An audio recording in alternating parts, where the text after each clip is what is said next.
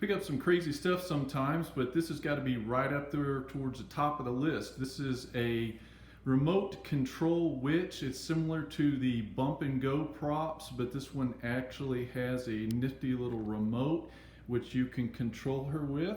This is it right here. It goes forward straight, backwards, reverse straight, or you can make her go in circles to the left or the right. She holds a broom that you can place in her hands.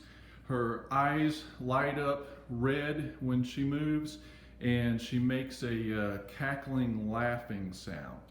Here she is.